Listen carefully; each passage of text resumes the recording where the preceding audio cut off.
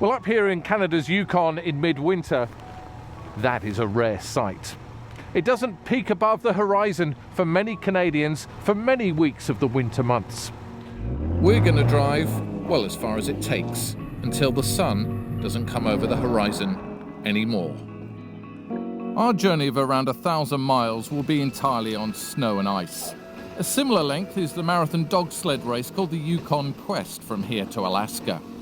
Michelle Phillips has done the race and knows a fair bit about reading winter conditions. So on your drive, if you happen to be heading into 40 below temperatures, you're going to find the snow has a lot of different conditions. Right now it's about -15, and as we look at the snow here, you'll see the snow has quite a bit of moisture in it. It sticks together. As the snow gets to be -40, it becomes very granular, like frozen ice, and things don't glide, and it's very sticky. The car we're using is the brand new Jaguar XJ all-wheel drive, aimed at markets such as the wintry snow belt of North America. We're going one further and taking it about as far north in North America, in fact the world, as an automobile can go, heading up the Dempster Highway towards the Arctic. Driving in northern Canada is all about self-preservation. The temperature gauge says it's 40 below. By dawn, that has plummeted to -50. We were in the coldest town on Earth that day. Cold enough to freeze the mighty Yukon River solid, and also cold enough to kill.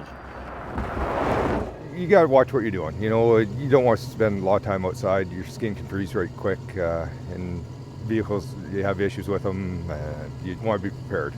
You know, your power steering freezes up on your vehicles, brake lines freeze, tires gets really hard.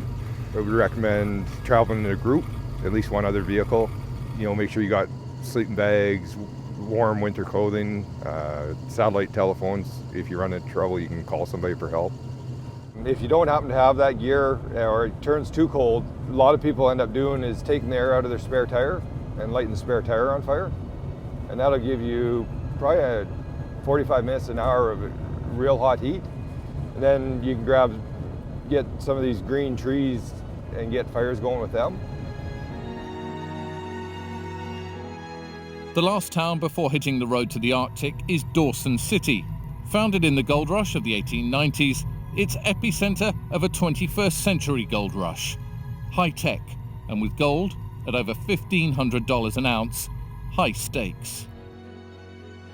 In 1898, we had roughly 30,000 people show up in the Klondike Stampede, scrambling to get up to stake their claim and find their fortune. They found between 13 and 20 million ounces of gold. In the last 2 or 3 years, we've found 6 million ounces of gold. And I've been successful enough that we've done it under my belt in a sense. Now we're actually more scientifically approaching it with these new GPS, GIS technology, soil sampling, airborne geophysics. So there's a whole application, and it's the modern day exploration method.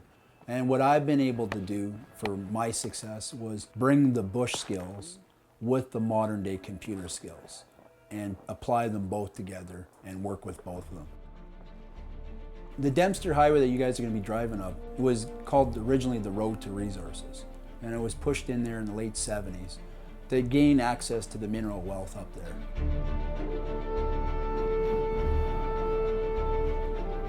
Well, we pulled over by the side of the Dempster Highway because for a few minutes I'm going to give up the Jag and jump in that massive truck driven by Steve Moore, who's one of the stars of the Ice Road Trucker TV series, which featured the Dempster as one of its most extreme journeys. Well, the colder it gets, the worse it's going to be usually, but it all depends on how well the machinery's kept up, and if something's going to go, it's going to go. Not a lot you can do about it. The only good thing about cold weather is the driving is so much better. It's clearer, you can run faster. When it's warmer out, like closer to freezing and stuff, then you get more snow and more slimy temperature.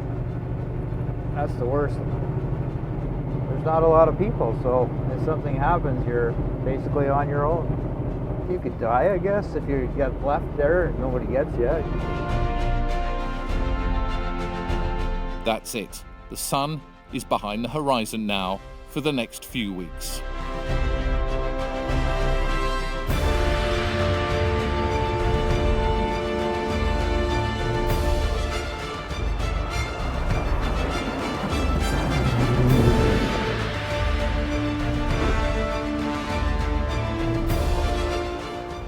Well, the sign says it all. This is the Arctic Circle, and therefore this is going to be the end of our amazing journey.